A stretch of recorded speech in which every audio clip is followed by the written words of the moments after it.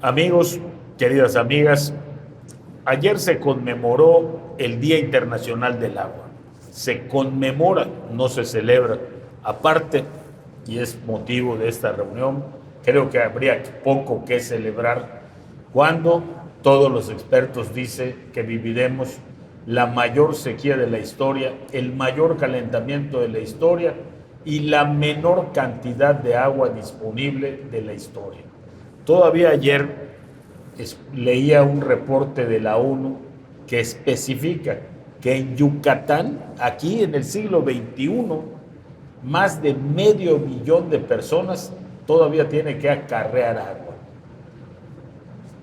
Alguna vez le pregunto a Rogelio Pérez Monreal, un experto en hidráulica, un experto en agua, ya mi otro invitado es prácticamente un apóstol del agua y particularmente de las fuentes de agua más importantes de Yucatán, que son los cenotes. El ingeniero Rogelio Pérez Monreal y mi estimadísimo amigo don Sergio Grosjean. Muchas gracias, Sergio. Los dos tienen publicaciones, libros, y por eso voy a la pregunta directa. ¿Alguna vez Yucatán puede vivir el escenario de no tener agua? Cuando digo no tener agua, no solo me refiero a que haya agua, porque estamos enfrente del mar, no, me refiero a agua disponible para el consumo humano, como está pasando hoy, pues prácticamente casi en la mitad del país. Yo creo que sí, dependiendo de lo que nosotros hagamos para cuidarla. Nuestro suelo es una esponja, es un gruyere, está fracturado por todos lados.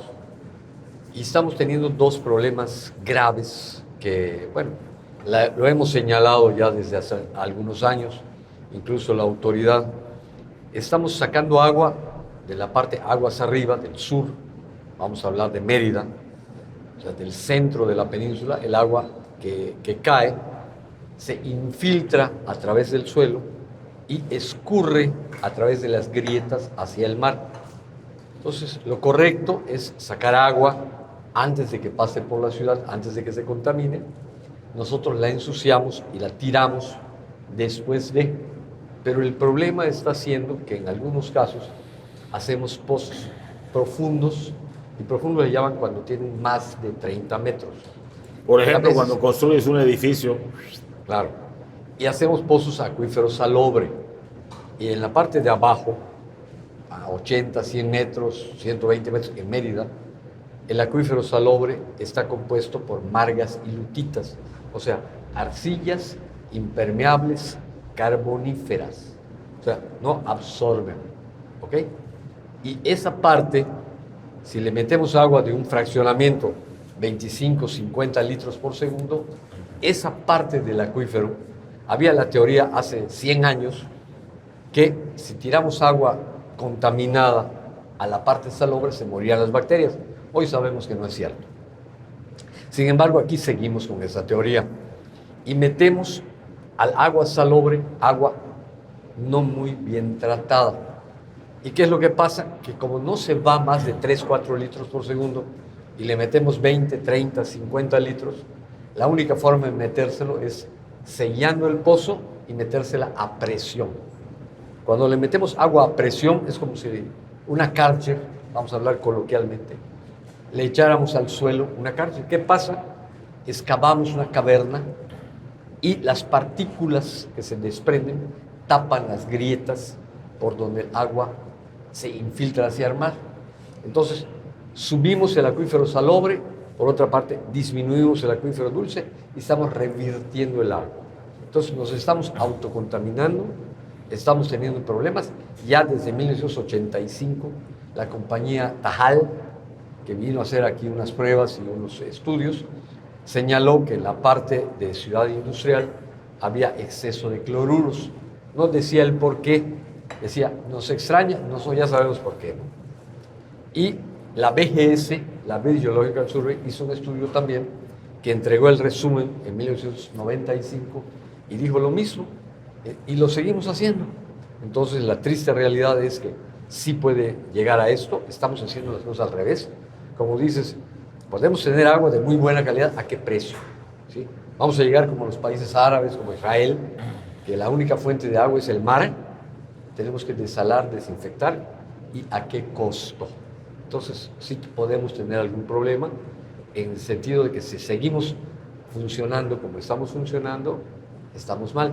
Por otra parte, tenemos el ejemplo, simple y sencillamente, hay que ver lo que la naturaleza ha hecho. ¿Y qué hace cuando llueve acá? En otros lugares, como en Londres, como en París, donde hay ríos, simple y sencillamente, el agua cae, escurre en la ladera de la montaña, forma un arroyo, un río. De hecho, nosotros tenemos arroyo vehicular, avenida, porque viene de los ríos cuando se secaban. Y allá, precisamente, hay ríos, hay suelo impermeable o más o menos impermeable. Vemos que la Ciudad de México era medio impermeable, había lagos, etc. Pero se está hundiendo porque esa agua que sí se infiltraba, ya la sacamos, ¿no? Pero regreso a lo mismo. ¿Qué ha hecho aquí la naturaleza? ¿Qué ha hecho el ciclo del agua acá? Aquí no ha formado un río, no ha formado un lago. Lo que hace es, se infiltra desde arriba, deja la basura arriba, abre la grieta y se infiltra hasta una zona donde ya se satura y escurre hacia el mar. Entonces, eso es lo que hay que hacer. Pero estamos pensando en que Mérida es mala porque no tiene drenaje. Aquí el drenaje es una imitación de un río, de un lago, y aquí no hay ríos. No hay, bueno, lagos no, pero sí de un río, de un arroyo. Y en los drenajes, los que han visto películas, los que hemos trabajado en cosas de drenaje, está lleno de comida que produce fauna nociva vectora, o sea, ratas, cucarachas, etc. Entonces, ¿cómo vamos a llamar saneamiento a un sistema que colecta las aguas inadecuadamente en Yucatán? Porque aquí no se colectan las aguas, se infiltran. ¿Tú no ves este escenario de casas que solamente se pueden surtir por pipas? Yo veo, y en todas mis caminatas, casas que alrededor de la toma de agua potable tienen un montón de cubos simplemente porque no hay presión. Pero te lo pregunto en un momentito más, ¿cuál es el escenario que tú ves en el agua en Yucatán? Bueno, quien desconoce su pasado está condenado a repetirlo. ¿Y por qué lo digo esto? Yo soy convencido al 100% que corremos ese grave riesgo. Y la historia lo dice. Entre el año 800 y 1000 después de Cristo, hubo una gran sequía en esta zona de la península de Yucatán. Gran sequía a grado que algunos investigadores consideran que el colapso de la cultura maya se deriva de ello, de esta sequía. Y lo hemos comprobado científicamente que hubo la gran sequía. Entonces ya sucedió una vez.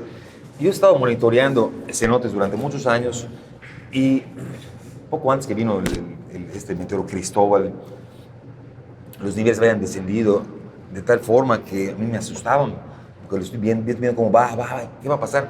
Vino este meteoro que fue una tragedia para muchas zonas, porque los niveles subieron hasta 5 metros aquí en Mérida, en la zona sur 3 metros, tragedias en fraccionamientos donde se construyó, donde nunca se había construido, pero eso ayudó a limpiar de cierta manera, como dice aquí nuestro amigo Rogelio, a limpiar los drenajes. ¿Y por qué lo digo? Y voy a poner un ejemplo. En la casa, en 2018, sacábamos agua para llenar la piscina y el agua estaba podrido. Y dejamos de utilizarlo y pues, con agua potable tratamos el agua para no desperdiciarla. Vino este meteoro y como que limpió las cañerías, impresionante. Y el agua comenzó a salir limpiecita durante años, hasta que hace como 8 o 9 meses se volvió a podrir y las tuberías subterráneas están podridas nuevamente. Y el problema no solo es que el agua se pueda agotar, que ya está contaminada. Y lo demostré en el Congreso hace 2 años. De 60 cenotes que hicimos, pruebas de calidad del agua, 60 cenotes, el 83% salió contaminada. Unos más altos y otros más bajos. ¿Pero qué nos habla esto? Que hay una gran contaminación. No se está haciendo nada de ningún orden de gobierno y de lo contrario, que me lo demuestran, por paliar este problema, que es un problema grave. La ciudad está creciendo de manera caótica. Viene más gente, se consume más agua limpia, se arroja más agua sucia. Y hay zonas, Junugma, por ejemplo, el cronista nos lo reportaba, y hay zonas en las que están secando pozos y está habiendo agua ya salada. Hay el riesgo, me decía un geólogo hace 20 años, un geólogo ruso, que en Yucatán corremos el riesgo que haya una intrusión de agua salina, porque el nivel puede bajar tanto del agua dulce, que es, bueno, la precipitación pluvial, caen las lluvias. Muchos no lo saben, vamos a explicarlo. Los cenotes, ¿de dónde viene el agua de los cenotes? De las lluvias, no hay de otra. Vienen las lluvias del sur, vienen bajando, atraviesan por toda esa zona y se va a diferentes puntos, se va hacia el oriente, a la costa norte y a la costa poniente. Y como dice aquí nuestro amigo Rogelio, el agua pasa por Mérida, viene relativamente limpia y pasa aquí y arrastra toda la podredumbre, pues porque no tenemos un sistema de drenaje, que bueno, nuestro drenaje natural es ese, y todo se contamina. Entonces toda la gente que vive en la parte norte, yo decía, ¿quién tiene más agua limpia? ¿La gente del sur o del norte? La gente del sur, porque allá está llegando agua limpia, atraviesa todo Mérida, se contamina, y toda la gente que vive en el norte, no sé, Temozón, toda esa zona norte, agarran el agua podrida. Entonces, ¿cuál es el problema? Que no se está haciendo absolutamente nada por ningún orden de gobierno, y es preocupante porque la ciudad crece a un ritmo vertiginoso y no se está contemplando qué se va a hacer con el problema del agua. Nos decimos, escarbas y hay agua, sí, pero el agua ¿cómo está? Está contaminada. ¿Y de qué nos sirve agua contaminada? De nada. Tú lo sabes y lo hemos conversado, Jorge Carlos, de que hay un alto índice de cáncer. Muchos me dicen, ¿por qué alarmas a la gente? Cuando publiqué mi libro en el 2013, Secretos de los Océanos de Yucatán, puse el dato científico. Y me acuerdo que nuestro buen amigo, el doctor Renan Gourabianchi, matólogo, un genio, me decía, Sergio, no puedes poner eso. ¿Por qué, doctor? No, porque eso no está comprobado. Está comprobado. Discutimos, como siempre. A los 4 meses me dijo, oye, tenía razón. Me acaban de notificar colegas de Estados Unidos, oncólogos, que efectivamente hay partículas cancerígenas en alto grado en Yucatán. Yo dije que el 83% de las aguas que hemos monitoreado de los cenotes está contaminada. Y hablo solo de pruebas básicas, no hablo de metales pesados. Ya tenemos aguas con metales pesados acá en Yucatán. Para que la gente entienda cuáles son los metales pesados. Dime 2 ejemplos. Pues te voy a poner un ejemplo sencillo. En el cenote que está en Copomá, que se llama Chenja, curiosamente, como el cenote que fuimos un día, una de las 10 veces saneamos que tú nos apoyaste ese día, se llama Chenja. Encontramos allá cientos de medidores de luz. ¿Por qué están allá? Nadie me lo ha explicado. Ni la Comisión Federal, que por cierto no ha hecho nada la Comisión Federal al respecto. Un medidor tiene bromo, tiene cobre, tiene plomo. Son metales pesados. Una pila puede contaminar más de 10,000 litros de agua. Una pila. Entonces dices, bueno, todo esto, ¿qué pasa? Un grave problema, y lo hemos conversado, de la contaminación del manto freático. ¿Cuál es? En Yucatán tenemos solo un relleno sanitario, que es el de Mérida, que funciona. Pero los demás 106 municipios no hay rellenos sanitarios, son tiraderos. Hay muchos municipios que no tienen ni siquiera un tiradero donde se concentran. Tú vas por las carreteras de Yucatán, y lo digo como yucateco comprometido, es vergonzoso cómo están esas carreteras, podridas. Yo ubico, desde la época de Víctor Cervera Pacheco, hace 20 y pico de años, no ha habido una sola recoja de basura, y lo hemos conversado en las carreteras de Yucatán. ¿Por qué es importante recoger esa basura? Porque tiran de todo, desde pilas, celulares podridos, en fin, todo esto, que es material altamente contaminante. Vienen las lluvias, cae la basura, como decía aquí nuestro amigo, pasa, se percola y se va al manto freático. Todo esto es un altísimo grado de contaminación. Yo creo que al hacer saneamientos de cenotes, sí ayudamos un poquito, pero es un juego de niños, porque estamos sacando latas, botellas y cosas físicas. Lo grave es lo que realmente se percola el manto freático, toda esa basura, toda esa contaminación, y todo se va a la llave de nuestra casa. ¿Por qué? Porque los cárcamos que tenemos aquí en Yucatán, o el sistema de agua potable, como lo quieran llamar, solo cloran. No hay un equipo de ósmosis inversa que elimine metales pesados, ¿no? Pasa por estos depósitos de agua, les digo, yo los he buceado, los he registrado, se clora y va a la llave de tu casa. Allá pueden haber metales pesados que los hay sin duda, y todo eso se va a nuestro organismo. Y hay metales pesados que nunca los elimina el cuerpo. Te está girando hasta que te puede producir un cáncer. Por eso en Yucatán hay un grado altísimo de cáncer. Es cierto, el doctor Jorge Zavala hizo en el Hideo Noguchi un profundo estudio sobre el tema, pero yo al revés, yo sí quisiera que nos alarmáramos con el tema del agua. Yo sí quiero que sepamos que está muy grave la situación y que esto es como un reloj que va hacia atrás y el tiempo se nos está terminando. Es un conteo regresivo.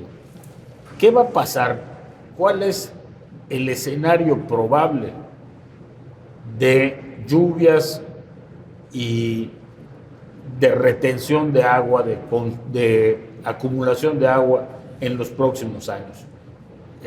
Tenemos algo en esta materia, estamos haciendo algo. Acabo de leer una cosa muy interesante.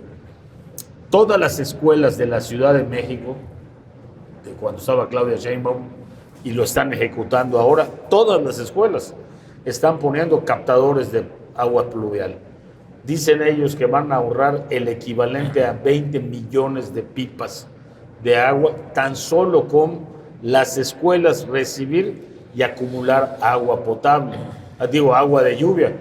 Un método que para nosotros en particular, para nada es desconocido, porque en todas las casas había un depósito de agua.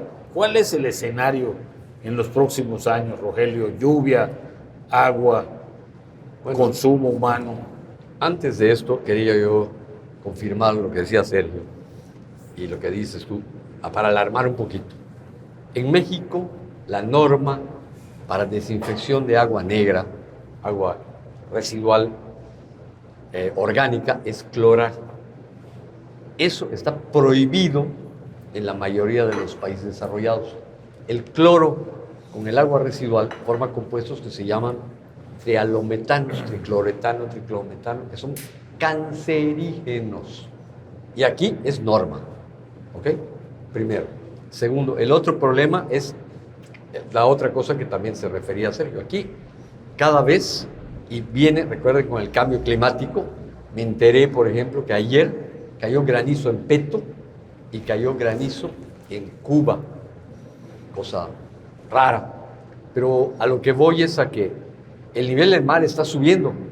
Y recuerden que hay dos tipos de temperatura, no de temperatura, de calor, el sensible y el latente. El sensible es el que sentimos y el latente es el que hace el cambio de estado. Se está preparando un cambio de estado de hielo a agua. ¿Eso qué va a hacer? En primer lugar, que el agua dulce se derrite en la salada, pierde salinidad del agua, pero el nivel del mar sube. En Yucatán, lo que decíamos, ¿cuál es el panorama? Si el nivel del mar sube, nuestro acuífero dulce disminuye por la intrusión salina.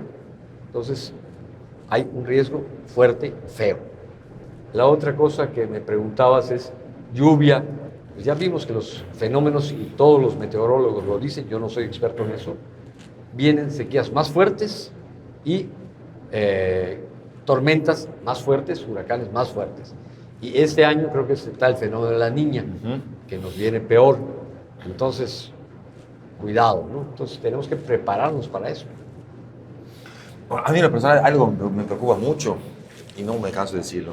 Me preocupa el crecimiento no solo de la ciudad, sino del Estado. Vemos fotografías, hemos hecho comparativos de fotografías del Estado hace 20 años a la fecha, y es impresionante el número de hectáreas que se han deforestado.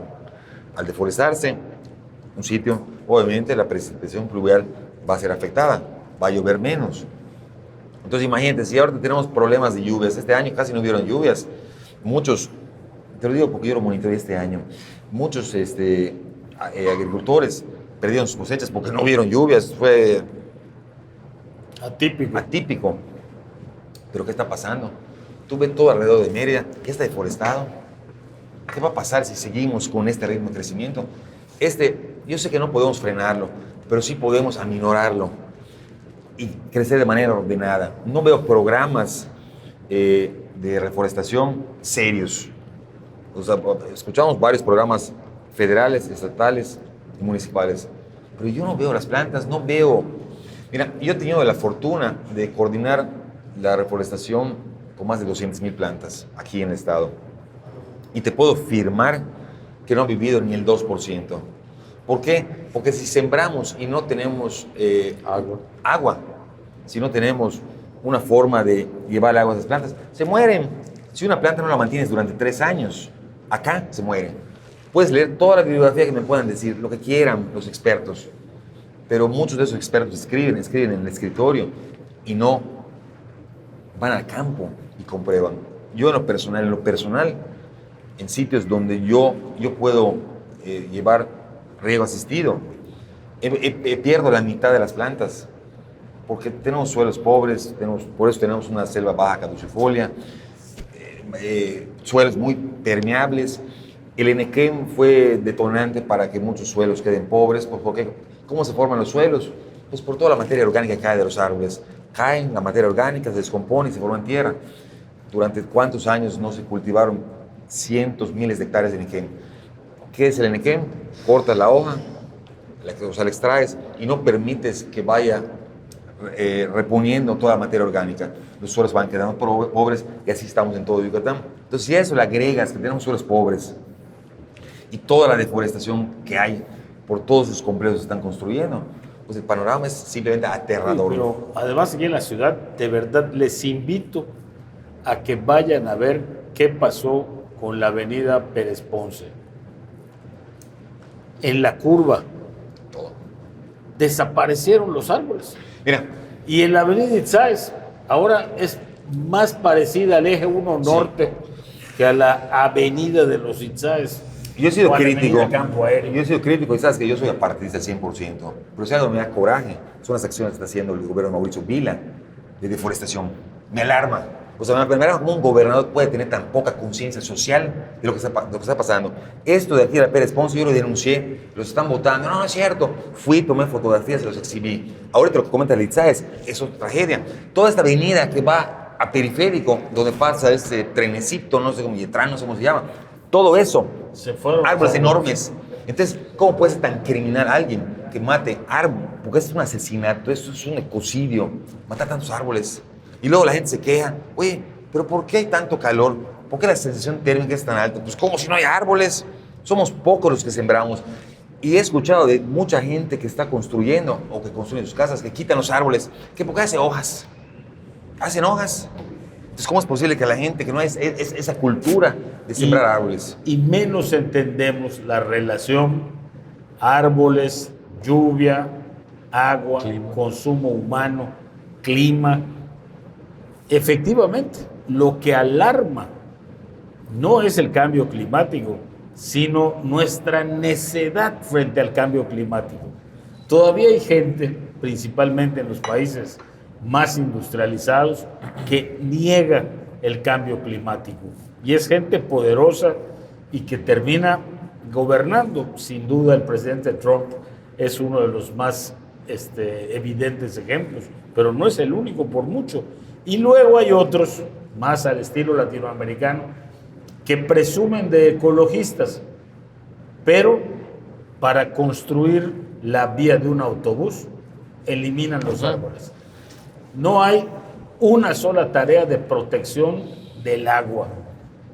El otro día estuve en Jalachó, en Cuchjoloch, para ser exactos, y me decían con una tristeza enorme, o sea, las abejas no se quedan. No estamos reteniendo a nuestras abejas, y lo dices como si perdieras un familiar. Eso es lo que representa para ellos. ¿Por qué no se están quedando las abejas? No hay agua y no hay flores. Este año muy probablemente sea una de las cosechas más bajas históricas de miel en Yucatán. No hubo tajonal. No hay tajonal. Si usted recuerda el escenario de las flores amarillas a la orilla de las carreteras, pues nada más es un recuerdo, porque ya no lo vemos. Mira, te voy a interrumpir. A mí me llamó la atención lo del tajonal. Para los mayas existían 4 puntos cardinales. Para nosotros cada uno tenía un color. Hacia el oriente había un color, hacia el norte otro color, hacia el sur y hacia el norte. Hacia el sur estaba el color amarillo. ¿Ok? ¿Y por qué se piensa que era el amarillo? Hacia el norte era el blanco. Pues dicen que por la estrella polar, porque venían los vientos fríos, pero hacia el sur es por el Tajonal, aquí para la península de Yucatán. Y me llama la atención que este año, yo que salgo mucho a carretera, a los pueblos, no veo Tajonal, no veo las carreteras amarillas como las veíamos hace unos años. ¿Qué está pasando? Entonces es grave. ¿Por qué? Porque la abeja, como lo sabemos, de ella se alimenta, entre tantas. Y es grave porque demuestra que nuestro proyecto y nuestro estilo de desarrollo no tiene nada que ver con la naturaleza. Y eso siempre tiene malas consecuencias. Le pasa al cuerpo humano. Si tu cuerpo, tú empiezas a hacer lo contrario a lo que tu naturaleza pide, te mueres. Lo mismo pasa en las sociedades. Si las sociedades van en contra de la naturaleza de la que surgieron, se mueren. Y estamos poniendo en riesgo nuestra forma de sociedad. Y el agua juega el papel central. Voy a ponerte un ejemplo dramático. Ahorita hay un incidente fuerte entre la Ciudad de México y el estado de Hidalgo. ¿Cuál es la razón? La Ciudad de México dice, necesito más agua, sáquenla de Hidalgo y mándanmela. ¿Y qué dicen los de Hidalgo? No, espérate, esa agua es de nosotros y tampoco es que estén ellos inundados. También necesitan agua. Es exagerado pensar que las guerras del mañana no van a ser internacionales, van a ser entre pueblos, van a ser entre estados por la demanda de agua. Claro. Hay una cosa importante. Yo creo que hay dos cosas que no se están haciendo. Un plan de ordenamiento territorial y un plan de ordenamiento ecológico. Se crece como sea. Antes, hace muchos años, en Europa, aquí, los centros de producción eran los que determinaban las ciudades.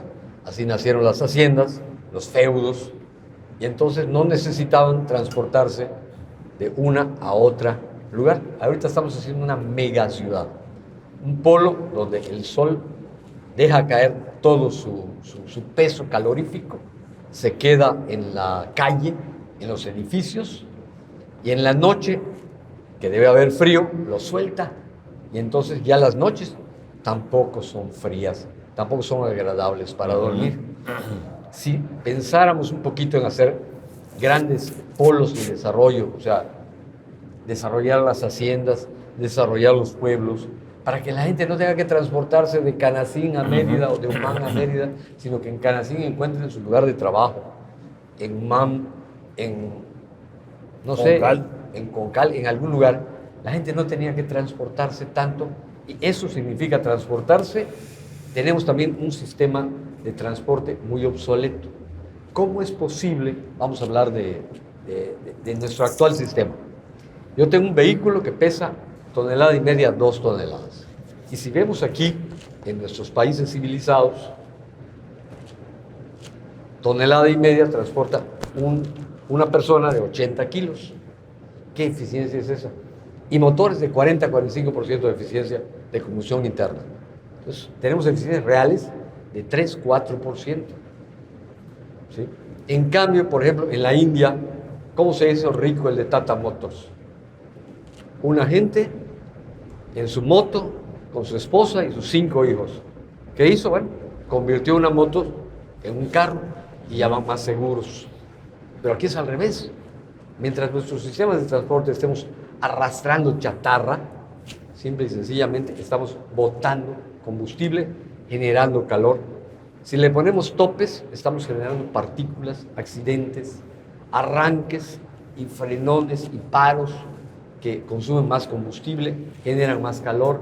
Entonces hay que cambiar nuestro estilo de vida, nuestro método de transporte y pensar en que la producción debe estar en los lugares donde esté la gente. Y por ejemplo, si tienen ya lo que no debería ser un sistema de alcantarillado sanitario, que no es muy sanitario porque es, como les digo, es acarreador de comida no digerida para ratas, criadero de cucarachas, criadero de zarigüeyas, criadero de todo esto. y una planta de tratamiento que nebuliza toda la mierda, bacterias y todo lo demás, y lo lleva el viento y lo empuja a su alrededor, entonces lo que estamos haciendo es un sistema que causa problemas.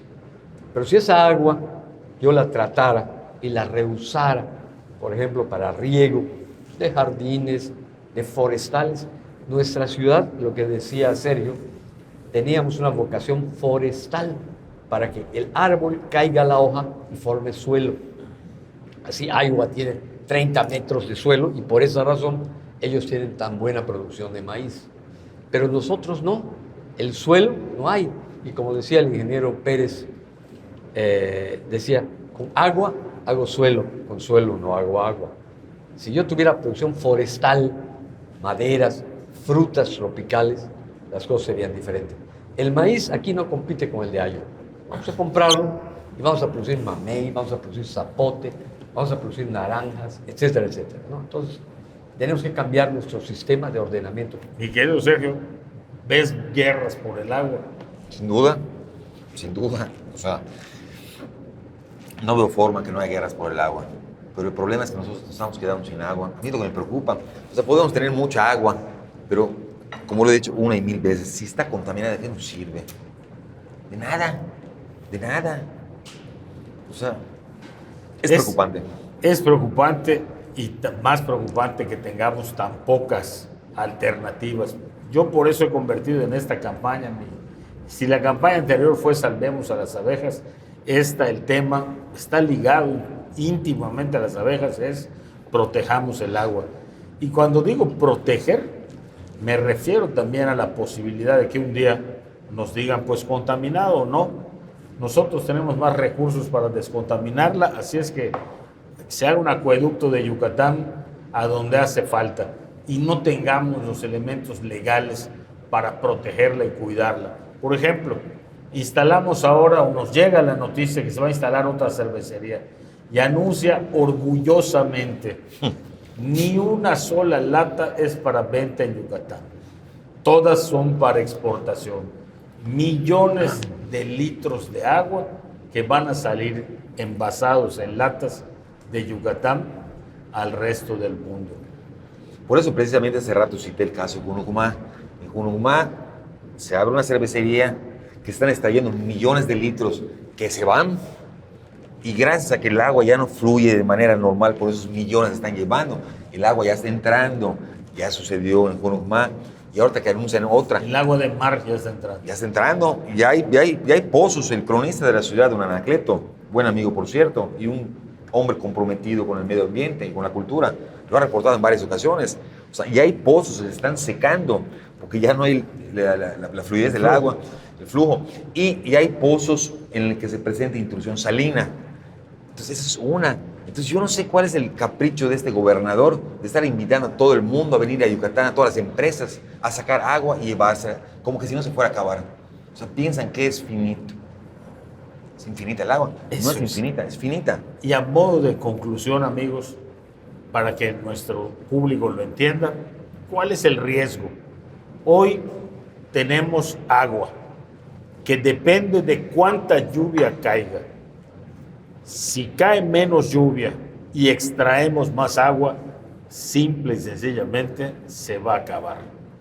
No tarda mucho en acabarse, porque lo primero que va a pasar es que ante la baja de las reservas de agua dulce, como se ha explicado aquí, los pozos de donde sacamos agua, las fuentes de agua se hagan salubres, en otras palabras, se llenen de agua de mar. Más lo que estamos inyectando al acuífero salobre que estamos haciendo que suba. Toda la contaminación que estamos facilitando. Ojalá de verdad que haya muchas personas que contradigan todo lo que hemos dicho aquí y que salgan y defiendan, porque lo que más necesitamos es un debate. Y lo que no hay hoy es atención sobre el problema del agua. No estamos suficientemente alarmados de lo que puede pasar. Pero les voy a decir yo que tengo que estar en la Ciudad de México y le agradezco mucho que conmigo ha sido una ciudad generosísima. En el edificio pues siempre se llena con pipas, nada más que el otro día se gastó el agua por una razón muy lógica. Si ya se gastó en todo el resto de la ciudad, hay más pipas, hay más demanda de pipas, de donde saca el agua la que la lleva a mi casa, ya no hay agua tampoco. Tiene que irse más lejos la pipa y tarda más en surtir la casa de ustedes. Una consecuencia lógica y la inmediata: ¿cuánto más va a tardar para que me digan, no, ahora usted va a tener que pagar una cuota adicional de agua? Esa es la peor parte quizá de esta tragedia, porque las divisiones nuevamente se harán visibles. Los que sí puedan extraer agua o pagarla, la tendrán, y los que no, pues se bañarán menos, tomarán menos agua o se llenarán de coraje y van a atacar y asaltar a donde encuentren. ¿Es el apocalipsis? Pues para mí sí. Si se acaba el agua, amigos, vamos a tener una crisis como la que nunca hemos visto. Y este año va a ser el peor año de sequía en México. Va a serlo en todo el mundo, pero particularmente en México, porque estamos menos preparados. Ahora una pregunta. Digo, aquí nuestro amigo Rogelio y yo, poco podemos hacer. La pregunta es, tú que estás en el lugar idóneo, y estaría bueno que te comprometas ahorita para que el día de mañana digamos, bueno, Jorge Carlos sí cumplió o no cumplió. Yo tengo un compromiso firme con este tema del agua, primero de escuchar a todas las voces posibles para que nuestras leyes estén mejor en esa materia, una ley de aguas de Yucatán, por ejemplo, que no me corresponderá como senador, pero sí la impulsaré con los diputados locales. Que está trancada hace años. Está trancada hace años por falta de valor, porque representa decisiones muy drásticas que hay que tomar, pero no quieres morirte de sed, tienes que tomar esas decisiones. Hoy va a ser peor mañana. Y luego, no es un anuncio, pero la mayor responsabilidad sigue estando del lado de los ejecutivos, del poder ejecutivo, y hay que pensarlo, y se lo pido a la gente cuando vote. No sirve de mucho tener un legislador que está preocupado por el tema si no hay un gobernador y un presidente de la República que estén preocupados por el tema. Es que ese es el problema, Ese Carlos. es el problema. Es el problema para mí, que yo no veo ni a un candidato de ningún orden de gobierno. Digo, fuera de ti, yo no he conversado con nadie, ni un candidato del tema del agua. Te voy a decir dos. No es spot, pero sí es spot. Este es un tema que el candidato de Yucatán, de nuestra coalición, sí entiende, por una sencilla razón, de dónde es, de dónde viene. No viene del lado de la especulación, viene de los que han sufrido el tema de agua contaminada o de la falta de agua. Y si algo me acercó a Claudia Sheinbaum fue el tema ecológico. Es la única que yo conozco que realmente entiende el problema. No te olvides que era nuestra representante ante el panel de cambio climático y no hizo un mal papel. Ve lo que está haciendo la Ciudad de México. Colecten agua, adapten las escuelas. Esas respuestas las necesitamos, respuestas ejecutivas. En fin, mil gracias a los dos por este rato de charla y a todos ustedes, muchas gracias. Esta es nuestra pequeña contribución al Día Internacional del Agua, y si usted dice que somos unos alarmistas, sí, sí somos. Nosotros sí estamos muy alarmados por el tema del agua. ¿Qué nos espera el futuro? ¿Qué nos espera en el futuro? Dependerá de nosotros.